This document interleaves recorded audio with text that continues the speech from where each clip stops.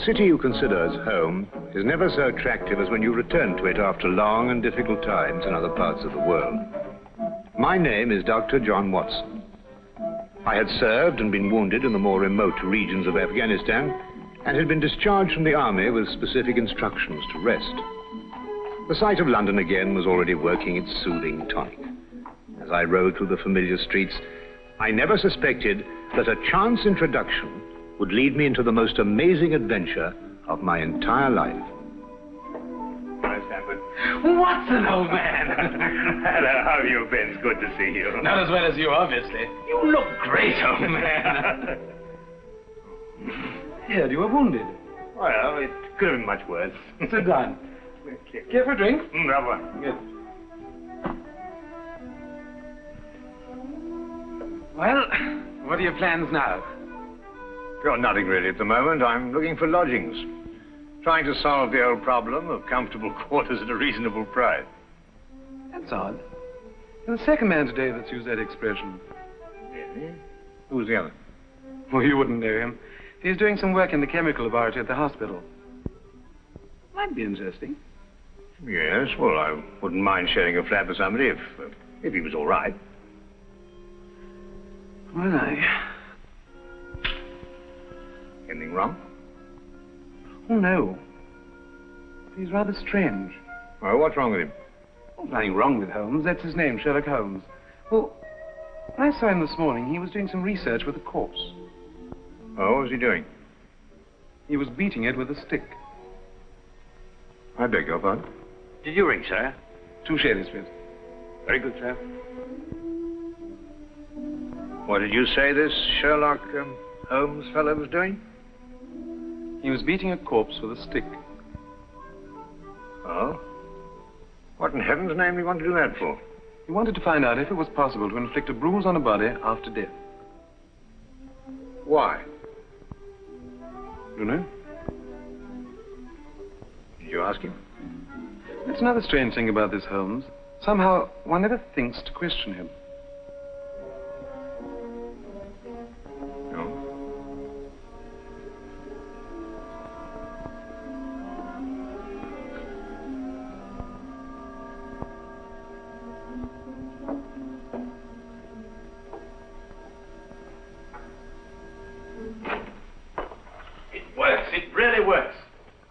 You've just entered the greatest chapter in the history of forensic medicine. You're Dr. Watson. Yes, I am. What works? A foolproof test for hemoglobin. You realize what this means, of course. No, I don't. You must be Sherlock Holmes. It will create a revolution in criminal investigation. Yes, I'm Holmes. How did you know I was Watson? Because you've just come back from Afghanistan. How do you do? How you do? How did you know I'd just come back from Afghanistan? Well, it's written all over you. The problem has generally been that a man is suspected of a crime months after the crime is committed. Then when they find bloodstains on objects of clothing, they can't be sure if it's blood, mud, or rust stains. But this solves the whole thing, of course. Oh, of course. Of course. Stamford told me you're looking for someone to share a flat you'd found. Do you know, if this test had been in existence a year ago, it would have meant that von Bishop of Frankfurt would most certainly have been hung. And that goes for Mason of Bradford, Muller, and O'Fave, naturally. Naturally. Who are these people? Did you know, I'm delighted to meet you, Watson. I think you'll like the flat. It's in Baker Street, by the way. Oh, we could pop around this afternoon and have a look at it if you can. Yes. Oh, yes, rather. I'd like that. Good. Did you mind if I play the violin? No, go right ahead. No, I don't mean now. I mean when we're sharing the flat. Oh, no, of course not. I like a bit of good music. Oh, good. I'm not very good. Oh. Tell me, Holmes. Yes? How did you know I just got back from Afghanistan? Well, it's obvious. Now, that's what you said before. It isn't a bit obvious. You're a doctor, that much we know. But with the air of a military man, therefore an army doctor. You've acquired a sunburn. I know it's not your natural color because your wrists are white. Your eyes tell me that you've recently been ill. I'd say some sort of tropical fever. You use your left arm stiffly as though you'd sustained a wound. Now the problem becomes, where would an army doctor have contracted a fever and sustained a wound? And the answer, my dear Watson, is in the present campaign in Afghanistan, naturally. Naturally? Of course, it's obvious.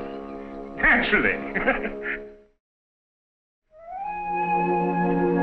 We examined the rooms at 221B Baker Street that afternoon and promptly moved in on the following day. I had, at this point, known Sherlock Holmes for only 24 hours. But the man's fantastic powers of perception, coupled with the almost unpredictable personality I'd ever encountered, kept me in a state of constant surprise when I wasn't being shocked. It was unbelievable, the things he knew and the things he didn't know. Now, really, my dear Holmes, you mean to tell me you didn't know that the Earth moved round the sun? Really? But every school child knows that. Well, now I know it, too, and I shall promptly proceed to forget it. But why? Yes, why? Why should I remember it? Well, because it's a natural phenomenon. Well, is it important? Does it affect us? If you told me the Earth went round the moon, would it make any possible difference to our way of life? Well, to put it that way, no. Then it's useless information, and I shall do my best to forget it. I advise you to do the same.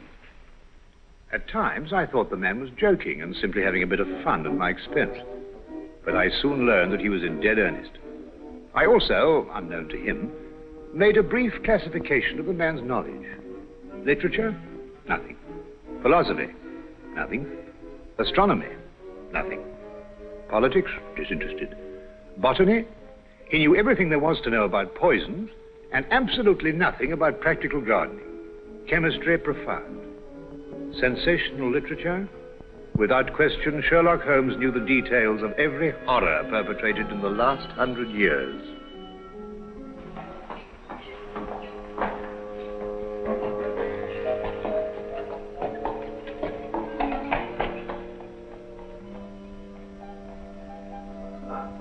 I believe we have a visitor. Really? Who's coming here? I believe so. I would also say he's a retired sergeant of Marines. Oh, you know the man? Never clapped eyes on him before in my life. Well, in that case, that's one of the wildest statements I ever heard. How can you possibly guess he's a retired sergeant of Marines? You've never seen him. A guess, my dear Watson. A calculated deduction. Yes, he is coming up here. Do you mind if I ask him his profession? Oh, by all means. Now, where did I put my violin case? Hmm? Oh, it's over here. There you are. Ah, my old friend. Come in. Excuse me, gentlemen. I have a message here from Mr. Sherlock Holmes. Thank you.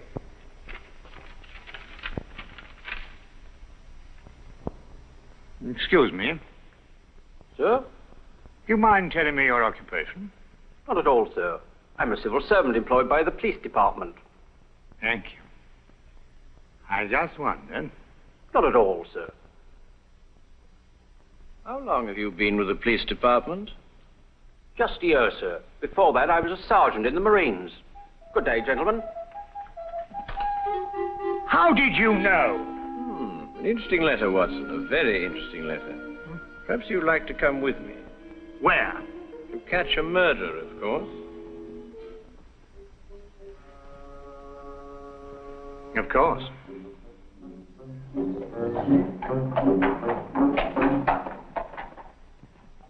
How did you know that that man was an ex-sergeant of Marines? Who? A messenger from the police. Oh, yes, the retired sergeant of Marines. That's what I said. Well, there's nothing mysterious about such observations, my dear Watson, but unfortunately, when explained, they lose their romantic order of mystery. My decision was based on observation and logical deduction. The man had a large anchor tattooed on the back of his hand. This was visible from our window. I admit I didn't notice it at the time, but since you mention it, I think there was an anchor. Oh, there was indeed. He also wore regulation sideburns and had a slight nautical roll. Thus, I judged him a Marine. Oh, guess, I grant you, but only a refinement of guesses one makes every day. Don't be so disgruntled, Watson. Test your own powers of observation. We are entering the perfect situation. No? What are we entering? A house that holds a murdered man.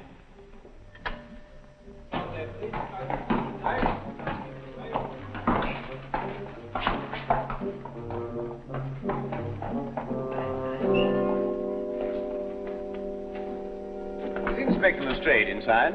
Yes, sir. May I have your name, please? Yes, Sherlock Holmes. This is Dr. Watson.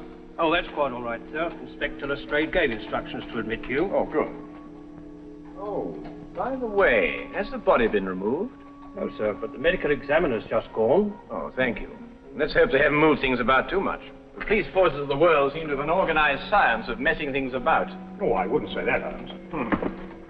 Now then, move along there, everybody. Move along. There's nothing to see today. I don't know. I swear I don't know. I tried to help him. Don't you believe me? I had to do what I could. It was instinctive. It was instinctive for a woman like you to commit murder. That's not true. You know it's not true. I know you hate me, but you can't believe I'd do a thing like this. Yes, I can, and I do. Please. She's a murderess. You know it as well as I. She murdered your brother. It's a lie. Yes, it's a lie. Frank, our story's a lie. The relationship you had with my son was a lie. My son's been murdered. This girl's a murderess. Why she did it, what her motive was, I don't know. They were engaged without my blessing.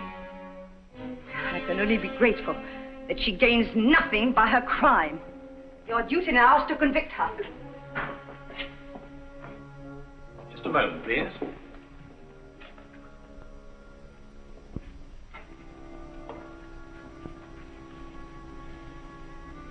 Notice the angle of incision, Watson. Yes.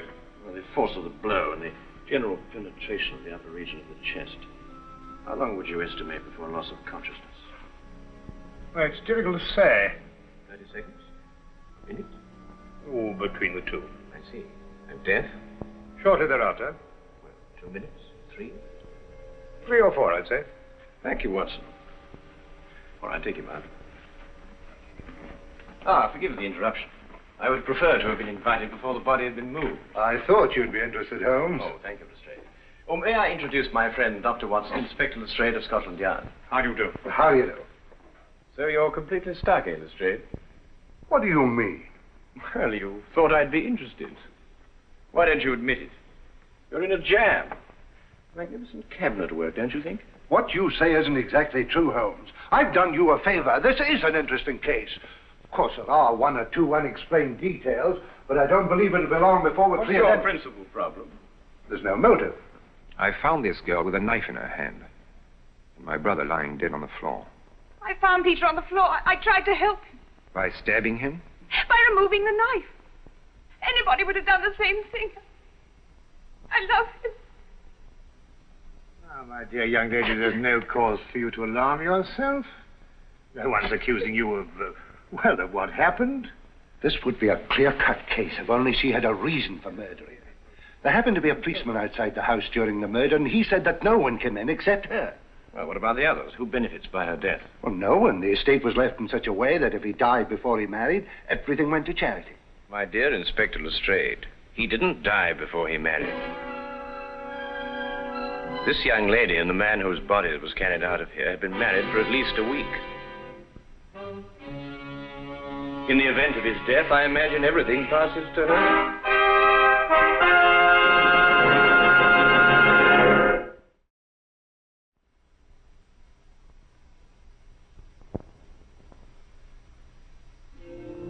And now we return to the case of the Cunningham heritage. How did you know they were married? Weren't you?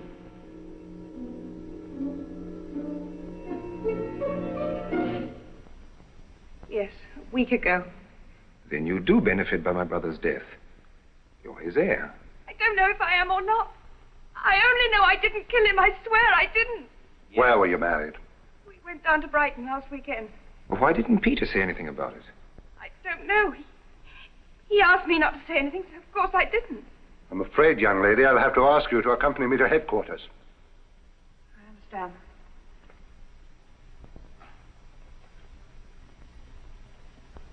Will you forgive me, Inspector? I think I should tell my mother. Oh, yes, of course. Tell me, Holmes, how did you know they were married? Well, the man's hands had the remains of a sunburn and the fading marks of a narrow ring, but not as yet that indentation of the finger a ring generally leaves. A weekend in the sun at Brighton explains the whole thing perfectly. I didn't notice these things. Yes, I know. The young lady's hands were also sunburned, and to the same degree. Then the case is solved. Yes, it would appear so, wouldn't it? What are you looking for? How do you see that? What? Here, use this. Thank you. Why, that's only the cut in the carpet. Yes, but it's a fresh one. Yes, but what does it mean? That's a good question. You can stop looking for clues now, Holmes. Oh, you've solved the case then? Completely. Oh, splendid. Seems this girl had a record. 9 months in the woman's prison in Holloway, from the 21st of February, 1892, to the 21st of November, 1892. She was employed as a governess and convicted for stealing £300 from her employer. It's quite true. I knew you'd find out sometime. I made a mistake 5 years ago, but I paid for it. But Peter knew all about it before we were married. I never tried to hide it from him. You didn't know what else you had in mind. I had nothing else in mind except that I loved him. I'm afraid I must ask you to go with the officer, miss. Rather, madam.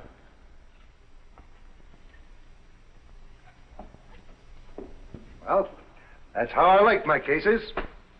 Fast and simple. Oh, indeed? You must tell me some more about it. Well, there's nothing to tell, really.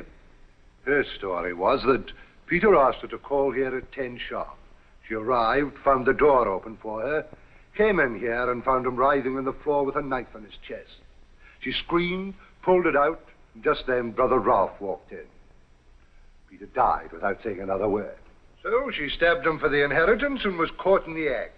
Simple. Well, it's falling off a log. Couldn't be simpler, could it, Watson? Well, I still think it's a tragedy. Yes, but in my job, Dr. Watson, we run up against it all the time.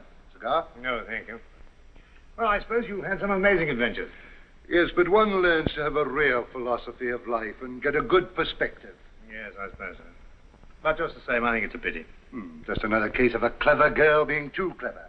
Well, for a clever girl who intended to murder her husband, she certainly chose the most stupid possible way to commit the crime. Why, what was that? Well, what's this? Checkbook. Oh, amazing deduction, Lestrade. Look. So Peter Cunningham drew a check for £1,000. 6 weeks ago. And 5 weeks ago. And 4. And 3. And 2. And that's all. Well? They're drawn to cash. Well, I don't get your point. He was a very rich man. Well, it's a great deal of cash. It was his own money. I suppose he could do what he liked with it. You may have hit the proverbial nail, Lestrade. Now, look here, Holmes. You're trying to start something that just doesn't exist. Oh, do you think so? I have a great deal of respect for your opinion, Holmes. But your trouble is that you can't leave things alone. If there isn't a mystery, you have to make one, or you're not happy. You're right, I'm not happy. There are marks on the carpet indicating a struggle. The man whose body was carried out of here was over 6 feet in height. If he had struggled with a girl who had left here, I don't think he'd have lost. She surprised him. Oh, but he was expecting her. That's her story. I'd say she sneaked up on him. What, and stabbed him in the chest? How do you sneak up on someone and stab him in the chest, Lestrade? Now, look here, Holmes. You're trying to start something, and I just won't stand for it. That girl's a jailbird, and she's guilty, and she's going to hang. And that's the end of the case.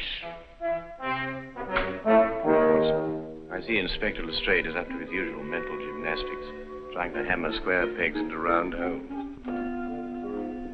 Well, Lord, it's been a great pleasure meeting you, Inspector. I warn you to keep away from that man, Holmes, or you'll be insane in less than a week.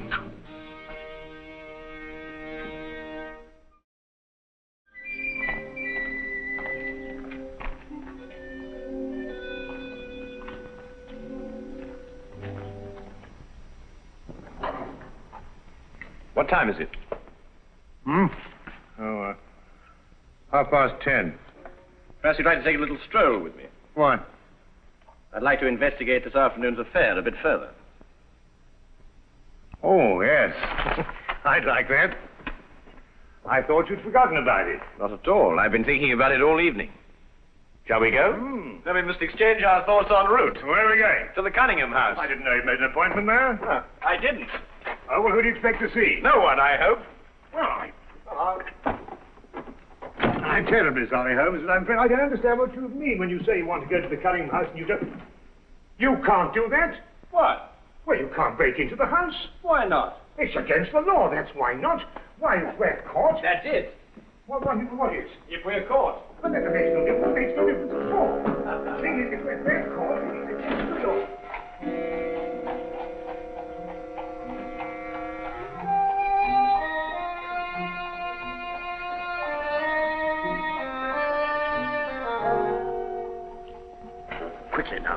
But look, Holmes, we can't keep it. Come on.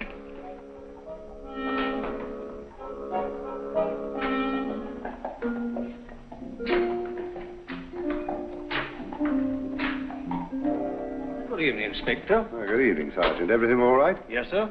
I just thought Sherlock Holmes might have dropped by.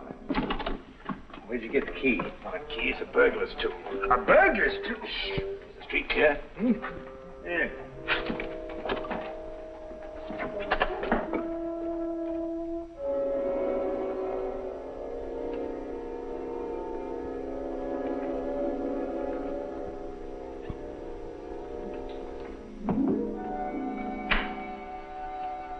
How do you know he's out? Because I had a spy watching the house. Go through that cabinet. What am I looking for? Oh, papers, bank statements, anything to indicate passage of money from Peter Cunningham's account. Go on.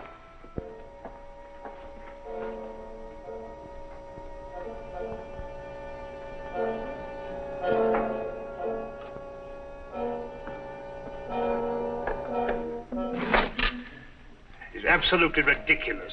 Looking for something and you don't know what in order to catch somebody and you don't know who. Quite ridiculous. Nothing over my side. Keep looking. Who do you think's got it? Whatever it is we're looking for.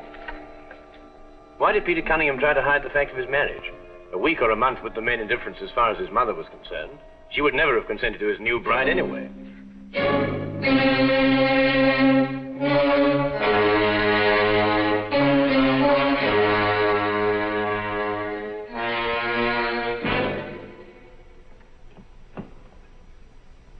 He married her to prove to me that my blackmail wouldn't stop him. And then he withheld the fact in order to give me 1 week to clear out of the country before he exposed me. The money he paid you went to buying up your promissory notes. I was being pressed, Mr. Holmes. My brother's engagement to a jailbird gave me a perfect opportunity to extract a little money from him. In fact, if he hadn't been such a bullhead, it would have gone on for quite some time. A jailbird, as you put it, makes the perfect murder suspect. Perfect, Mr. Holmes. And you and Dr. Watson make perfect burglary suspects. When I report your death to the police, they can't possibly blame me for defending the sanctity of my home.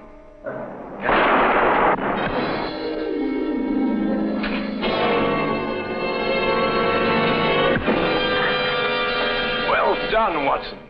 Oh, I could have done a bit better, only it was my bad shoulder. Quite all right, Watson. Think no more about it.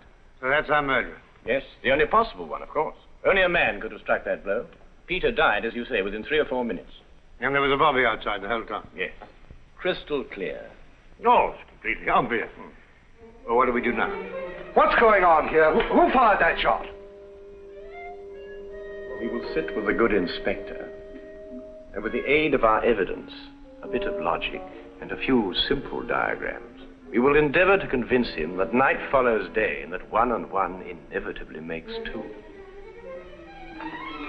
How did you two get in here anyway? Now, Inspector, calm yourself, calm yourself. Come, sit down. Now, there's a good fellow. Sit right here. Now, you see, we have a great deal to talk about.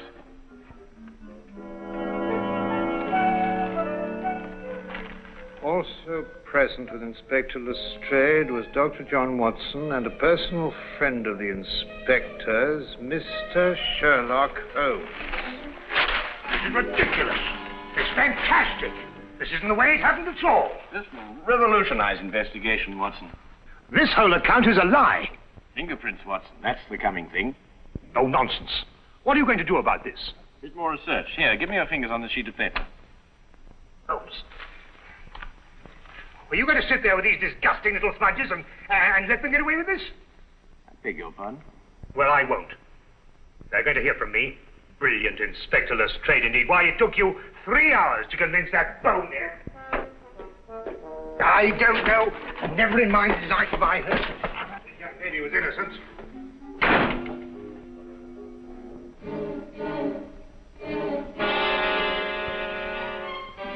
Oh. I wonder if he got more than a shoulder wound in Afghanistan.